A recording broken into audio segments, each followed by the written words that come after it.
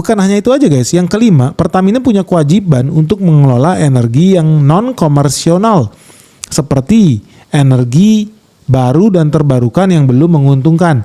Contohnya, Pertamina diwajibkan mengembangkan energi terbarukan seperti biofuel, panas bumi, dan lain sebagainya.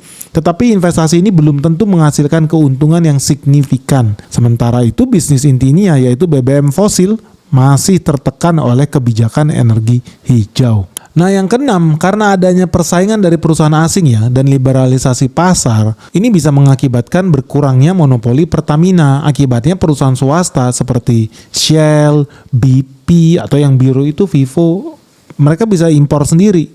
Mereka bisa mengambil pasar BBM non subsidi. Akibatnya pangsa pasar Pertamina berkurang. Nah itulah guys, 6 alasan kenapa Pertamina itu ya wajar aja keuntungannya jauh dibandingkan Petronas Malaysia. Tapi kan tadi gue di awal bilang ada 7 alasan guys. Sebetulnya alasan ketujuh apa? Menurut gue alasan ketujuh ini sama pentingnya guys. Dari tadi kesannya gue kayak muji-muji Pertamina, tapi alasan ketujuh menurut gue paling fatal. Alasan ketujuh adalah biaya operasional dan korupsi di Pertamina sangat tinggi.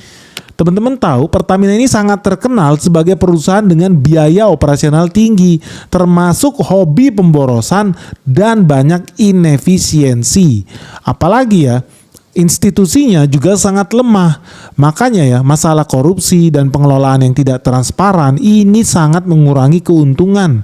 Seperti contoh dalam kasus proyek LNG dan pembangunan kilang yang selalu molor. Ya plus tadi yang gue bilang ya, hobinya kok ada sedikit-sedikit ledakan ini jangan-jangan memang ada lawannya Avengers ya di Indonesia ini.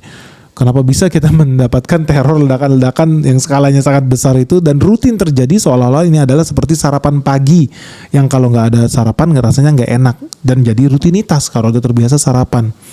Aneh banget. Anyway guys, di sini gue bukan cuma mau mengkritik sih, tapi gue juga mau kasih solusi nih supaya Pertamina nggak terus-menerus rugi lah. Yang pertama ya, kita wajib memang revitalisasi kilang guys. Kilang minyak kita udah tua, udah jadul.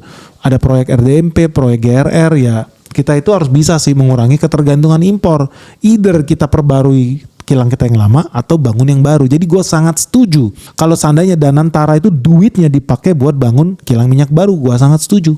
Dibanding kita bergantung dengan barang impor. Terjadi perang dunia 3, mati kita, cadangan kita cuma cukup buat 21 hari ke depan.